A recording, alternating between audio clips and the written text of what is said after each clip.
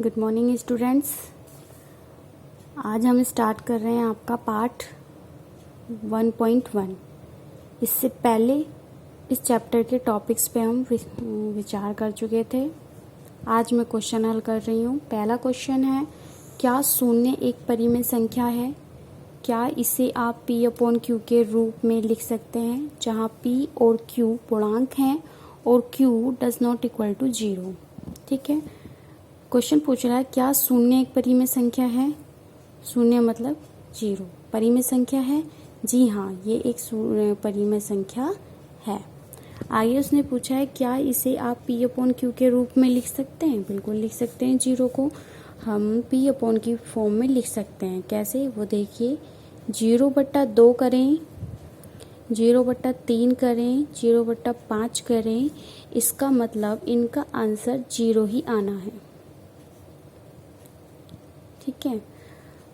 अगर अंश में 0 हो और नीचे कोई नंबर संख्या दिया हो एक के बाद, तो हमारा आंसर 0 ही आता है।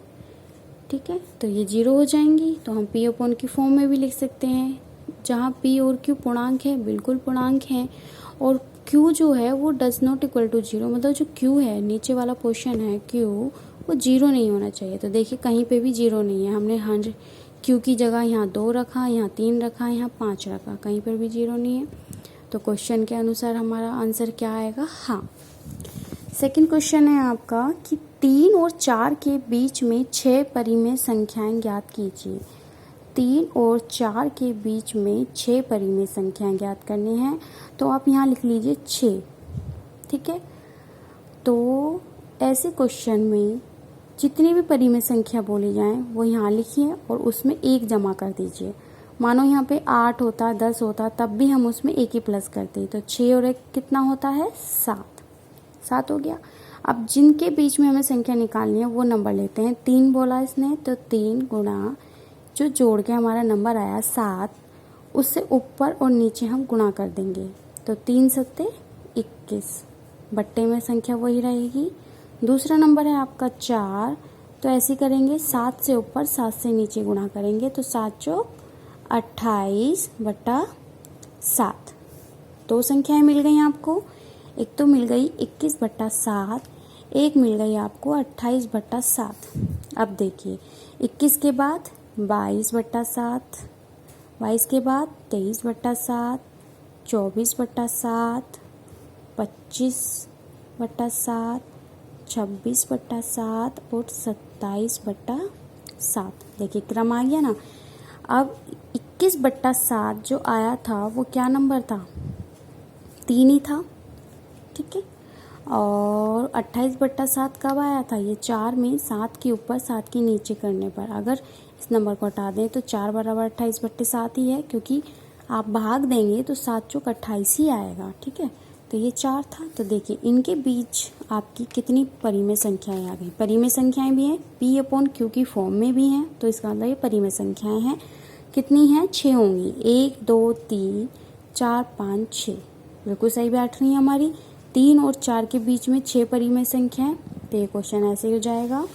आगे देखते हैं थर्ड क्वेश्चन कि 3/5 और 4/5 के बीच 5 परिमेय संख्याएं ज्ञात करनी है। बिल्कुल सेम सेकेंड क्वेश्चन की तरह ही होगा ये भी।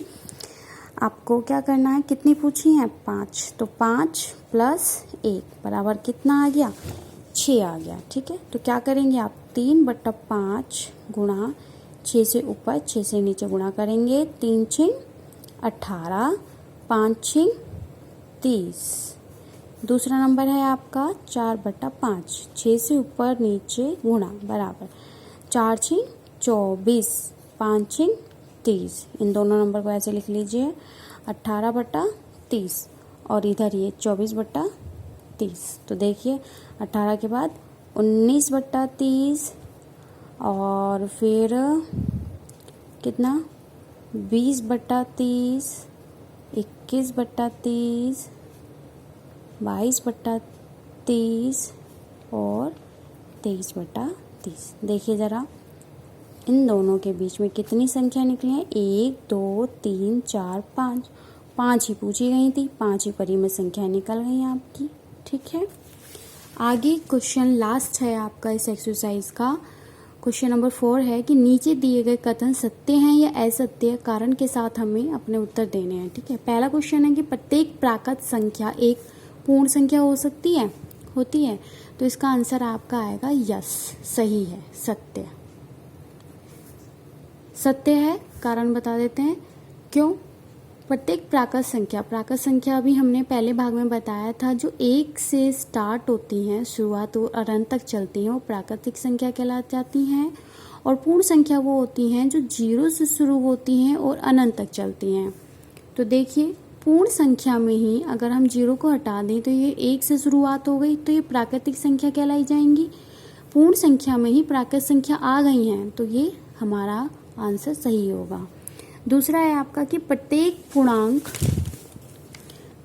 पूर्णांक एक पूर्ण संख्या हो सकती है। प्रत्येक पूर्णांक क्या होते हैं? पूर्णांक आपके माइनस में भी होते हैं, 0 भी होते हैं और प्लस में भी होते हैं। ठीक है, और जो पूर्ण संख्याएं होती हैं आपकी, वो 0 से शुरू होकर अनंत तक पहुंचती हैं।